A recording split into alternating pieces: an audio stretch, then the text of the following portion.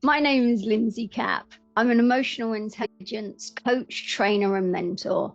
I've been doing this for over a decade, and I can honestly say I have never found anything more life transforming than understanding yourself through EI. Emotional intelligence, for me, is fundamentally the right of every single human being to have, and there is very little training out there. I want to say, come and learn with me. My style and my way of teaching will enhance your life and the lives of people around you.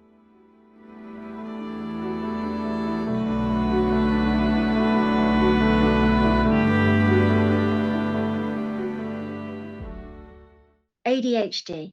Okay, so firstly, when we're in the womb, if you think about all the neuroscience in the brain, so we have chemicals running through our bodies. So when we were in the womb, our mothers had her chemicals running through her body, and it was forming us.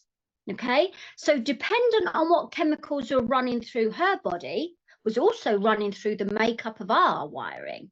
So if you're an alcoholic, you come out with alcoholic symptoms. If you're a drug user, you come out an addict, okay? Because it feeds into the baby. So if your mother who birthed you was going through heightened emotional states or suppressive states around environments that were having emotional challenges, her chemical release was affecting your wiring because she was making you inside of her. So what she felt, you felt. If I kicked her in the stomach, I would have kicked you. Yeah? If I would have fed her something, it would have fed you. Okay. Think of it that simply. Neuroscience is the makeup of the brain in parts of the brain dependent on dopamine, all the different chemicals that run through. That's the chemicals for safety, and that's the chemical for fight, flight, freeze. If you have been born and birthed by a generation who have so-called ADHD, yeah, when they say it goes from generation to generation, no, what goes through generation to generation is the way in which you love yourself and others. So you call it ADHD genetics. What it actually is a way of living and loving that keeps going through the generations until one person decides to stop it and change it. Because you learn from your parents and your caregivers. Yeah. So that's when people say, well, I've got ADHD, my child's got ADHD, and their child's got ADHD. Yeah. They've got the same wiring because nobody has rewired the house of understanding, the house of emotional connection, the intimacy house. So I put on intimacy and someone went, oh, are you for real?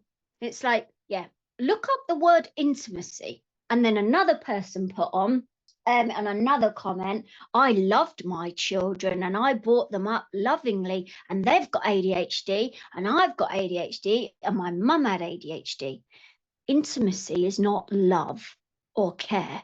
Intimacy is the ability to feel safe, so much so that it is a brain, head, heart, gut connection that allows the front of the brain to open up in safety to feel.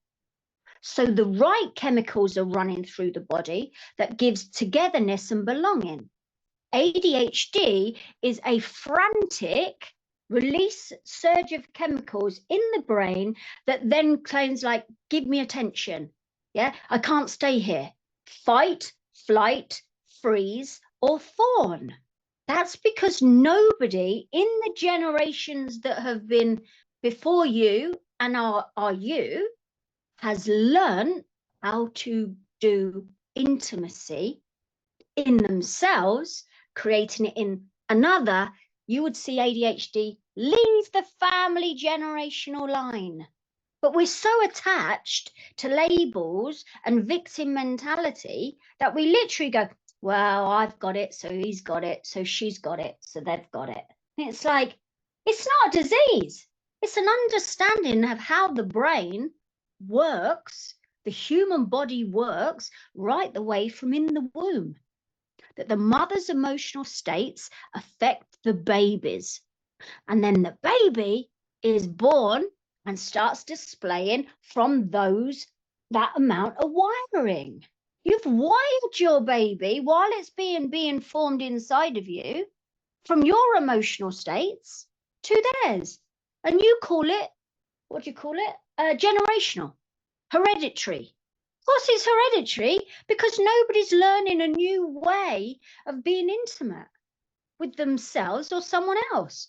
And ADHD is getting bigger. Why is it getting bigger? Because intimacy is getting smaller. You can fight as much as you want, but you've got the head brain, the heart brain, and the gut brain. And unless you align all three, this does not open in emotional safety.